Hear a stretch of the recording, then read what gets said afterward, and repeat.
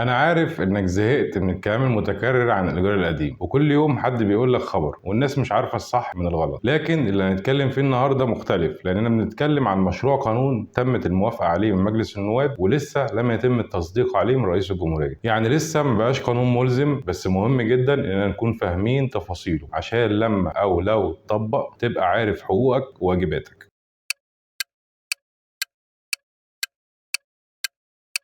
السلام عليكم. هنبدأ مع بعض حلقة وهي حلقة قانونية تتضمن تحليل موضوعي لمشروع قانون الإيجار القديم بناء على اللي ورد في نصوصه الرسمية واللي وافق عليها مجلس النواب. ببساطة مشروع القانون ده بيشمل الأماكن المؤجرة للغرض السكني والأماكن المؤجرة للأشخاص طبيعيين لغير الغرض السكني زي المحلات، المكاتب، العيادات إلى آخره. وبالنسبة للعقود القديمة اللي بيرتكز عليها مشروع القانون ده، القانون ما قالش إنه هينهيها بكرة، لا، قال إن العقود هتفضل قائمة لمدة محددة من تاريخ بدء تطبيق القانون، وده وفقا للآتي: 7 سنين لو المكان المؤجر ده للغرض السكني، و5 سنين لو مؤجر للغرض غير السكني للأشخاص الطبيعية. بمعنى إن مشروع القانون ده بيبعت رسائل للمستأجر مضمونها إن عنده وقت يظبط أوضاعه، مش هيصحى يلاقي نفسه في الشارع ولا حاجة زي ما الناس بتقول. السؤال الأول اللي هنجاوب عليه في الفيديو دوت سؤال مهم وبيدور في ذهن ناس كتير جدا. بالنسبة للقيمة الإيجارية، هل هتفضل زي ما هي ولا لا؟ بالتأكيد لا، في تعديل كبير جدا في قيمة الإيجار ورد في نص مشروع القانون. فأنت مثلا لو ساكن في منطقة متميزة الإيجار هيزيد فيها ل 20 ضعف الإيجار الحالي